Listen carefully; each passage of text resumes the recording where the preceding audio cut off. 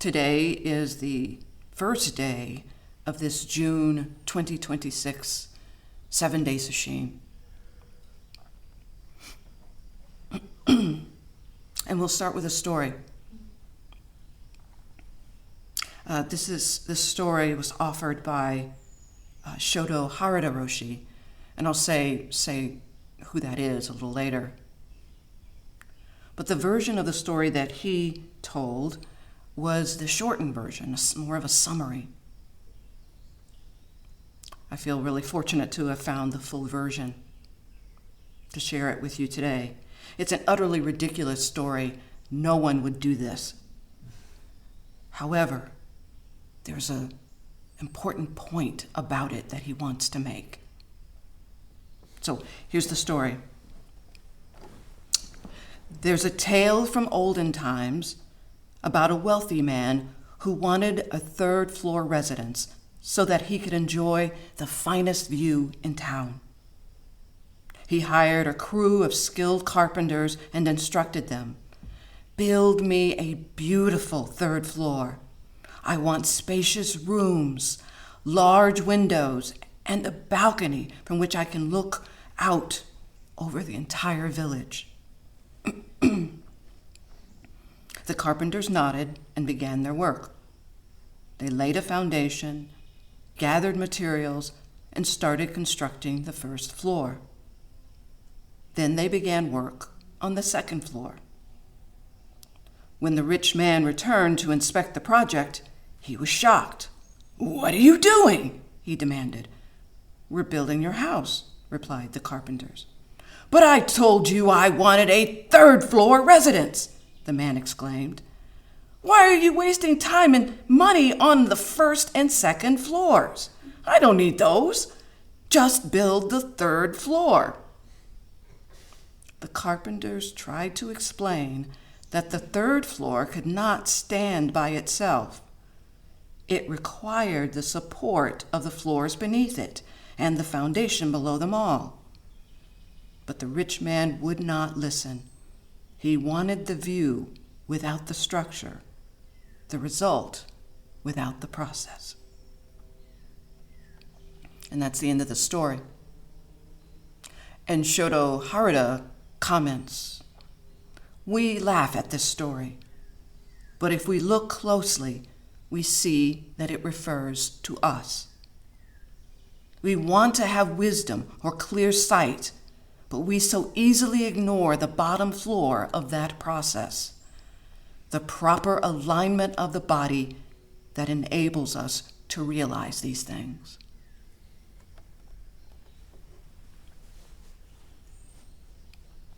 And that's what I'd like to talk about today. Not just the proper alignment of the body, that's a big one, but the proper alignment of the mind.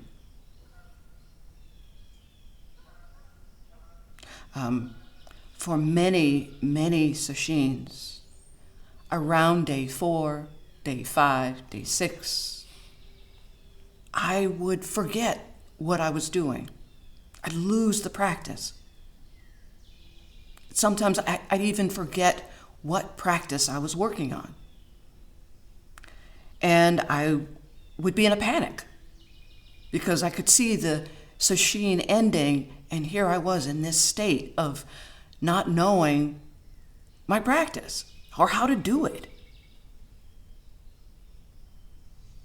I'd go to Doksan and Roshi, probably having seen this many times before, not just with me, but with others, patiently explained what practice I was working on and how to do it.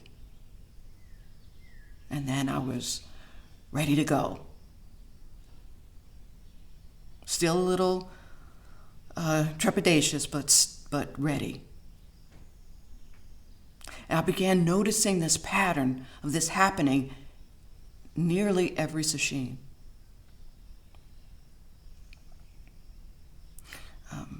And so I decided to, at the start of Sesshin, to ask that same question. What is it am I supposed to be doing? So that at least I know if that happens again later in Sesshin, I knew at some point during Sesshin.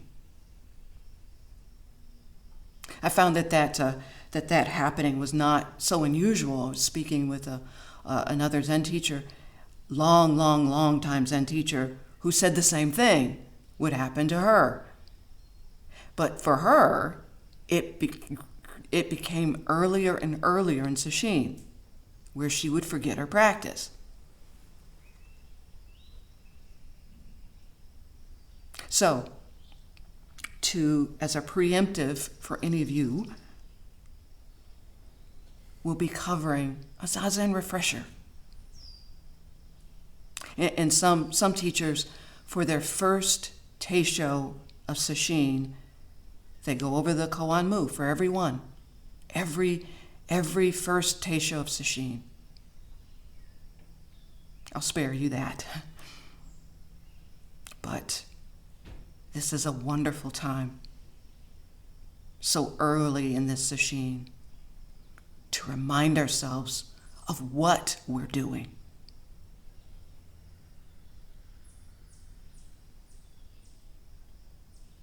I'll be reading from the book Not One Single Thing by Shodo Harada. So Shodo Harada, the one who offered that story, he's the abbot of Sogenji Zen Monastery in Okayama, Japan. There's several of us here who have trained with him. He's a highly respected Zen teacher and a world-class calligrapher. His students, both in calligraphy and in Zen, include many Americans, not just Americans, Zen students, but American Zen teachers. He has been called the teacher of teachers. There are teachers who, once they are authorized to teach or sanctioned to teach, begin training with him to continue their own evolution.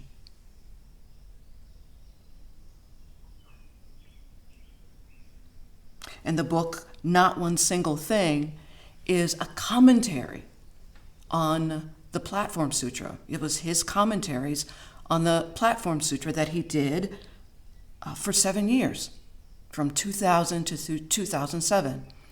In that tradition, the only time teisho is delivered is during Sesshins. And they may be commenting on the same text for Sesshin after Sesshin after Sesshin. Their Sesshins are given once a month. So he commented on the Platform Sutra for 7 years. Can you imagine how deeply one can go into a subject?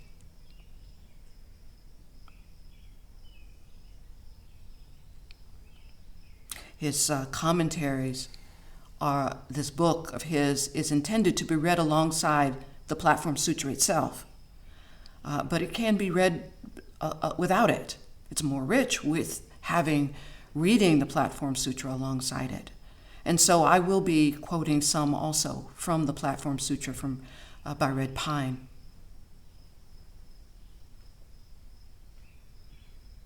One thing you may notice about Shodo Harada's teaching is it's very plain,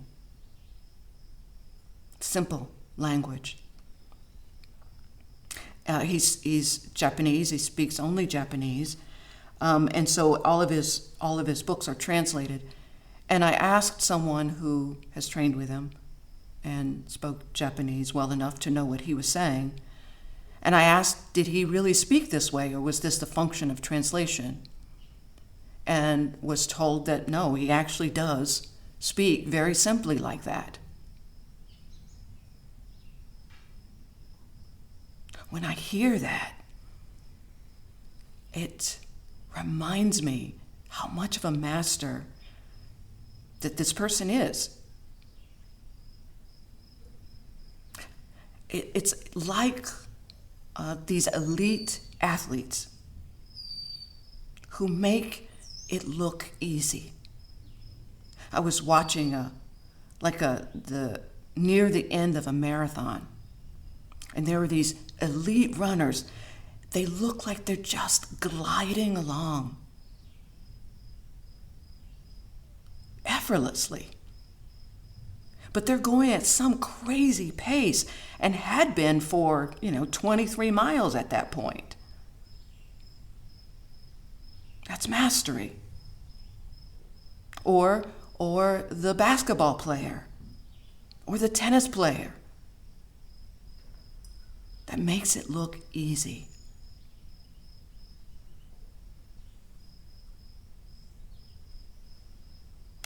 So, we'll start with aligning the body for Zazen.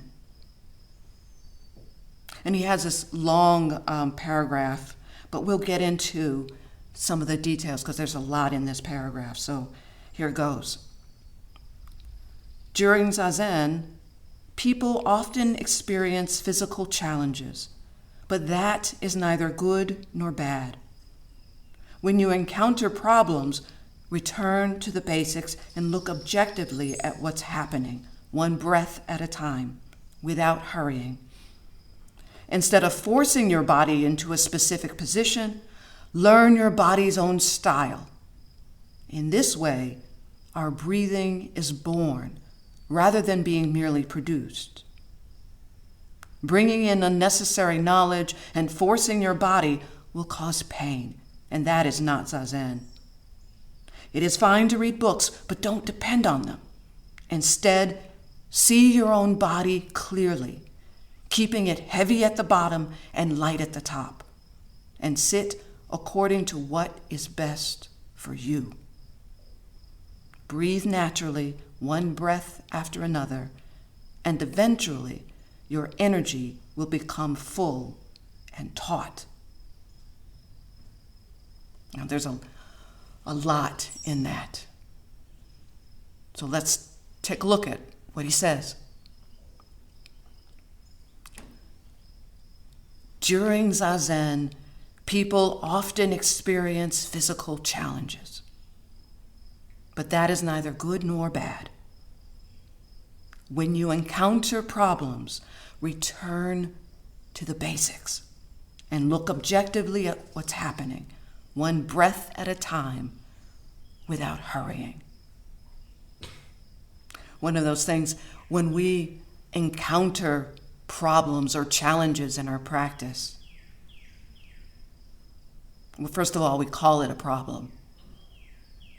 But as he said, it's neither good or bad. And we want to fix it and be fixed now.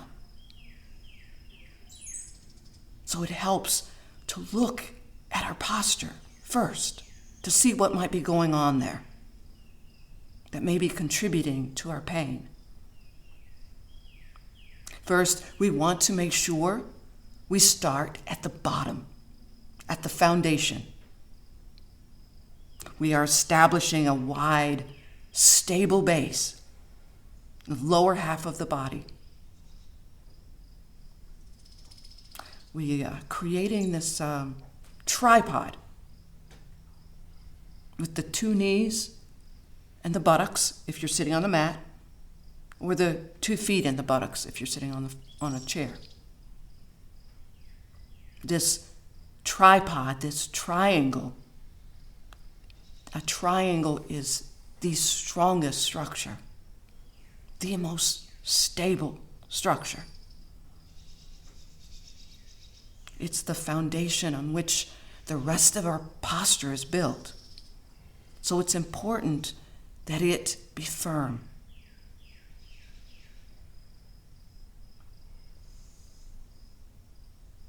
We're sitting on our buttocks, on our sitting bones, not on our lower backs. And when you're sitting on your sitting bones, then there will be this pelvic tilt, this dip in the lumbar region. It is that dip that supports the entire upper body. If you don't know whether you're sitting on your lower back or sitting on your sitting bones, and some of you are sitting on your lower back, You can come up off of your cushion. You can do that right now if you want. Stick your butt out like you're mooning the person behind you. Their eyes are lowered so they won't notice. Keep your butt that way and sit back down again.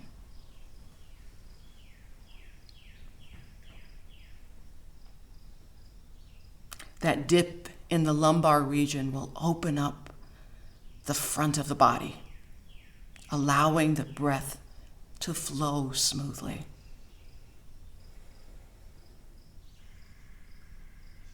It supports the entire upper body, allowing it to relax. Then the head can be balanced. If there's no pelvic tilt, the lower back will slump. It'll be the upper body will slump forward.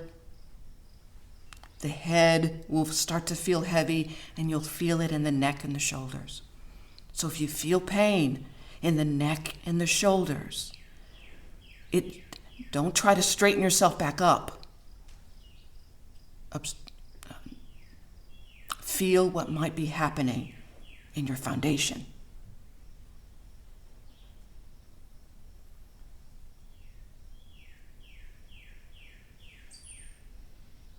The head position, the chin is tucked in, but without the forehead falling forward. Ears remain in line with the shoulders.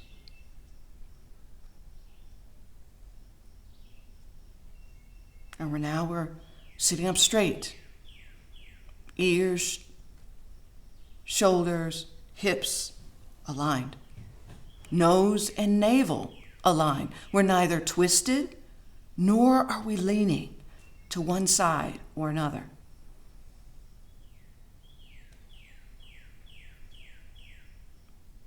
The eyes are opened. Yes, open, but lowered.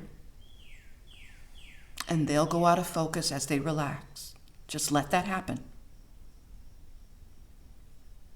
Closing the eyes encourages drowsiness. And we also lose contact with our environment. We can start leaning to one side without even knowing it.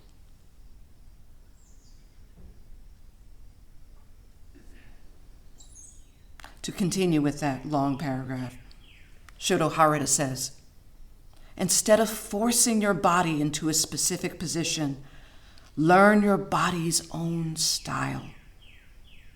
In this way, our breathing is born rather than being merely produced. When we're forcing ourselves to sit in a way that we have in our minds, there's going to be strain and tension. It's important to relax. As we sit, we have, again, this dip in our lower back and the lumbar region. The body is aligned. Stretch the top of the head up to the ceiling. Like there's a string being pulled up, like we're a puppet. That stretches out the spine. Allows the body to naturally align without force. Often when people find that they're not lined up, they move themselves in such a way that they are. That's force, making yourself be a certain way. Just pull up the spine and everything will line up all on its own.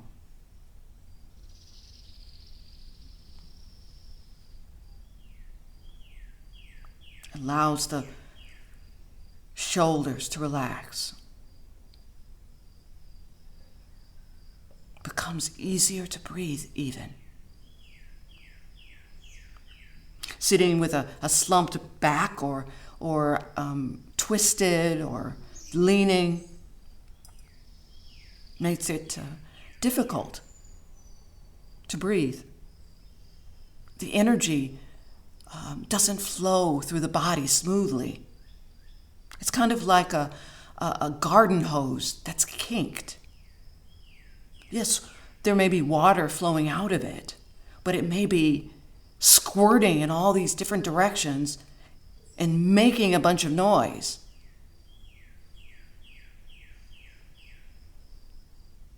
But when that garden hose is unkinked, the water flows smoothly, almost silently, and clear.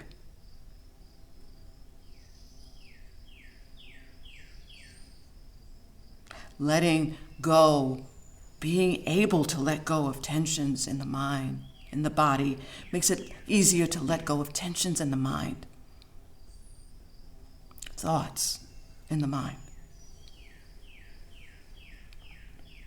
Harda continues. Bringing in unnecessary knowledge and forcing your body will cause pain, and that is not Zazen. It's fine to read books, but don't depend on them. Instead, see your own body clearly, keeping it heavy at the bottom and light at the top. And sit according to what is best for you.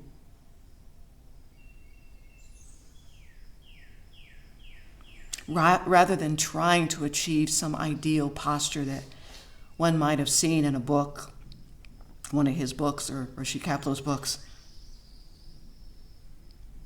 sit in a way that is best for you right now.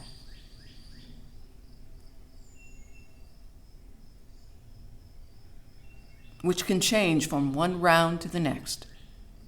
That's why it can be really helpful to have different ways that you sit. There are some people here for which this is their first Sesshin.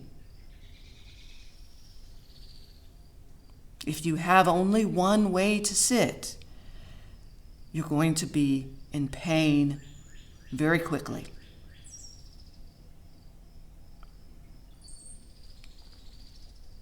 If you're sitting on a mat and these physical challenges become too great, it's okay to occasionally sit in a chair.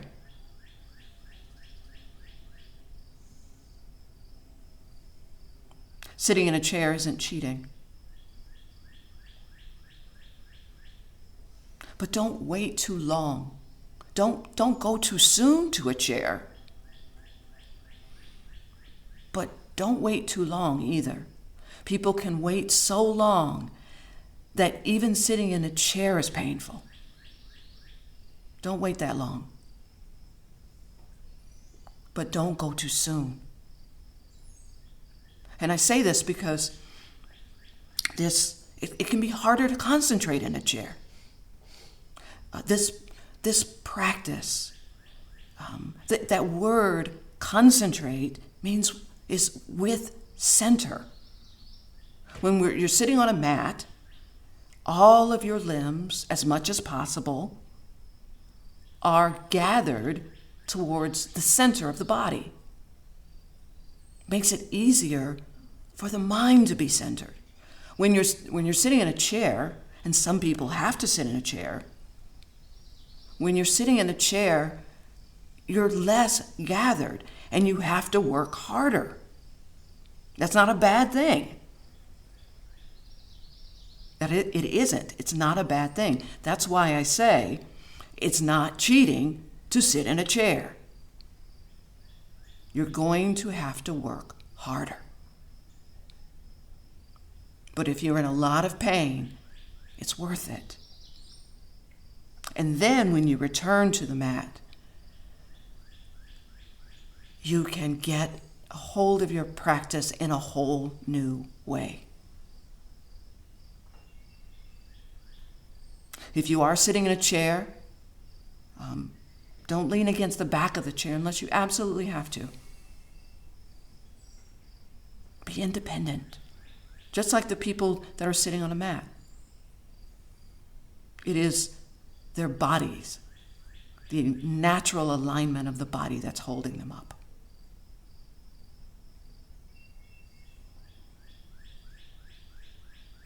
Do you want the feet flat on the floor? All the other principles of sitting on just like sitting on a mat, is the same for sitting on a chair. But to be sure that there are 3 solid points of contact, the buttocks, as well as the 2 feet. If the chair that you're sitting in is too short for you and your knees are higher than your hips or at the same level, then build up the seat of that chair by putting in a cushion. If that chair is too tall for you and you can't get solid contact with the floor, build up the floor by putting something underneath your feet.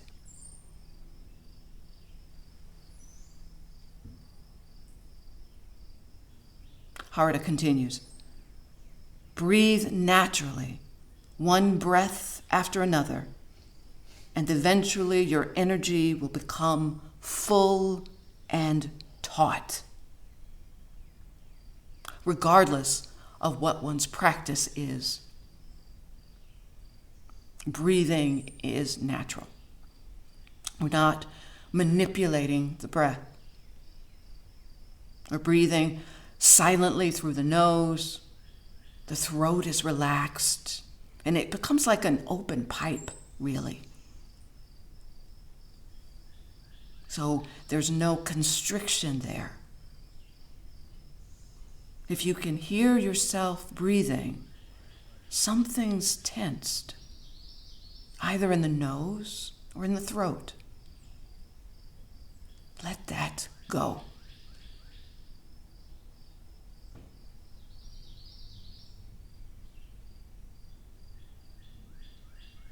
It can be helpful to start Zazen with attention in the tanden, or what's often called the hara.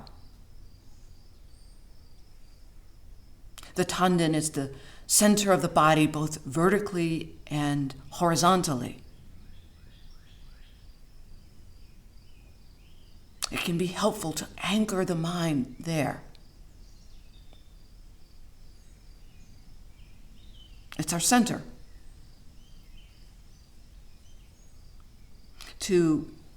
I know people have a hard time finding that, but you're already familiar with it. If you're having a hard time finding it, one way is you can do this right now. Take a long, slow exhale. And when you get to the bottom of that exhale, keep going. Squeezing out that last little bit of air gently, using those lower belly muscles. Then allow the inhale to come naturally. If you're gasping for air, you went too far with that exhale.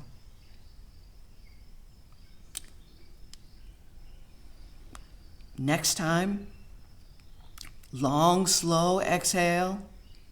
Again, when you get to the bottom, using those belly muscles to press out that last little bit of air gently, and allow the inhale to come naturally, relaxing the entire time, not allowing tension to rise in the body. And for a third time, long, slow exhale. Tensing those little muscles gently, the bottom of the belly, and keep them there just for a moment while you inhale. Those muscles that you feel there, the lower part of the belly that are tensed, taut, that's the general region, the vicinity of the tanden. That's the neighborhood. Now let go of that tension. and allow your breath to your belly to be natural. And you probably still feel that tautness there. That's your center.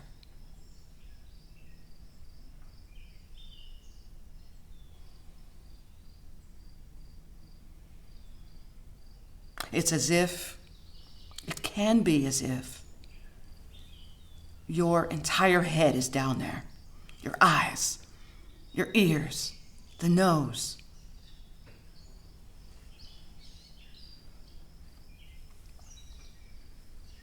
As if from the belly button up, there's nothing.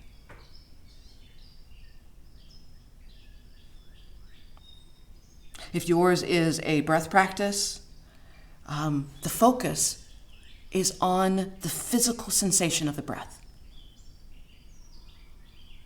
The count, if you're counting the breaths, the count just helps lash the mind to that physical sensation.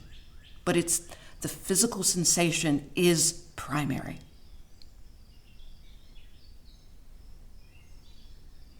For any of the concentration practices, whether it's breath practice or koan,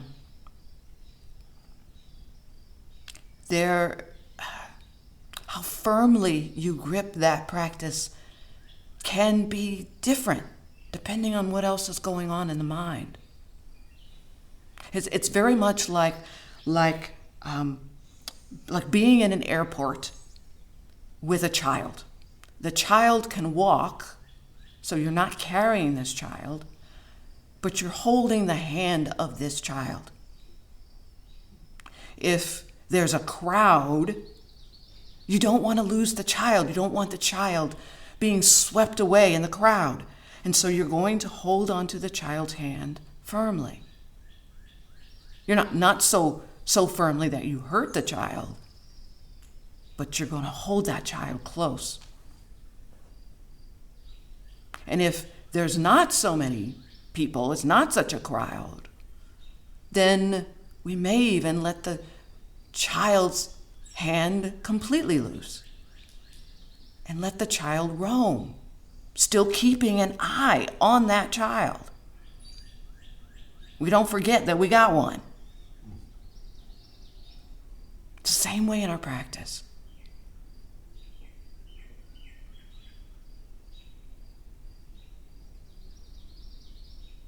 This is what Harda says about shikantaza.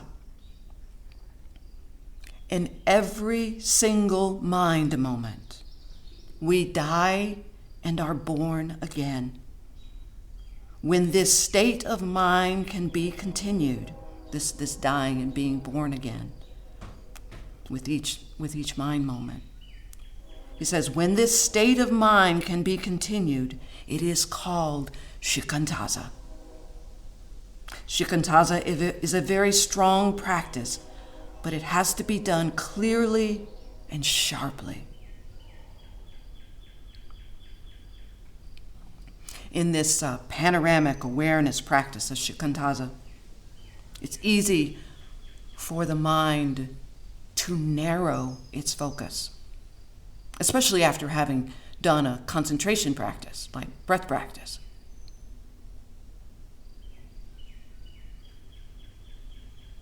If you find yourself listening to sounds, you're not doing shikantaza. Hearing sounds? Yes. Listening is engaging with what you're hearing. Just like thinking thoughts.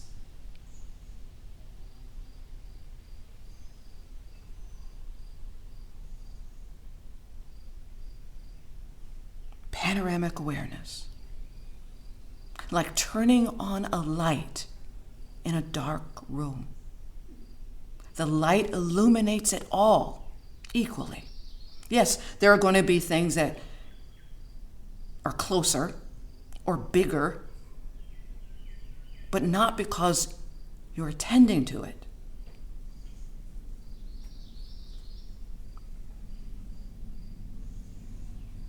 The one thing about shikantaza that people can forget is that their bodies are included in that panoramic awareness. It's like a lighthouse that's lighting everything outside of itself, but not itself.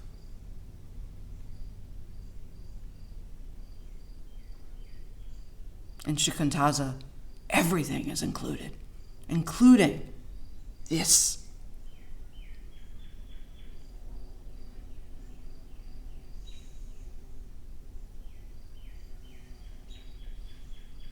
And this is what Harada says about koan practice. And he's using the koan mu. We do this mu 24 hours a day, letting go of all past experience and conditioning until it has no more meaning. Thoughts still come forth, but you have no interest in them. Finally, the thoughts disappear. Your mind becomes completely quiet. Now, I can't say that I've had much experience with my thoughts disappearing or my mind becoming completely quiet. However, what I have experienced, territory that I know well, is not thinking those thoughts that come into the mind. And when we ignore the thoughts that come into the mind, we don't engage with them, whether thinking them or trying to get rid of them, then it is as if they are not there, as if they have disappeared, as if they've gone quiet.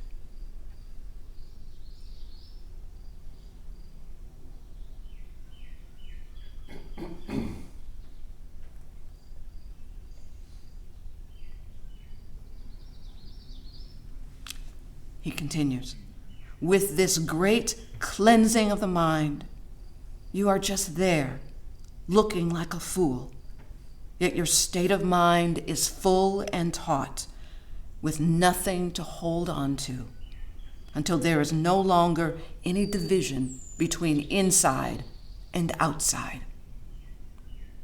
This looking like a fool, it's a capital F, fool. All of our practices, breath practice, shikantaza, koans, all bring us to this same place. A fool, empty-handed, empty-headed, and know nothing. The light is on, but nobody's home. These are all insults, in our society, but not in Zen. Not in this practice.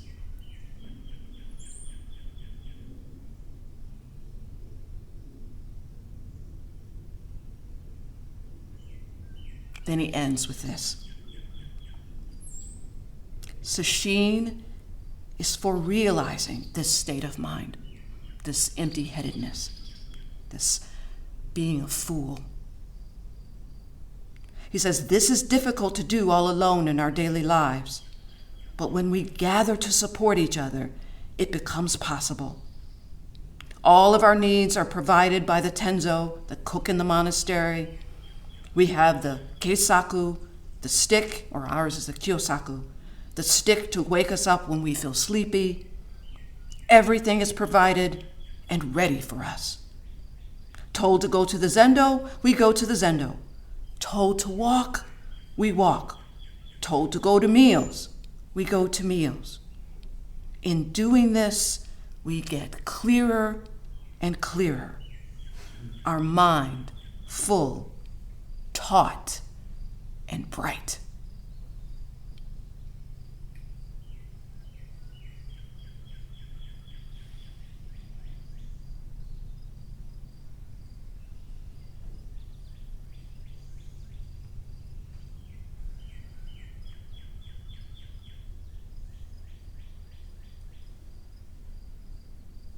Proper alignment in the body and in the mind will support your practice this week. Give it some attention. You won't regret it. I promise.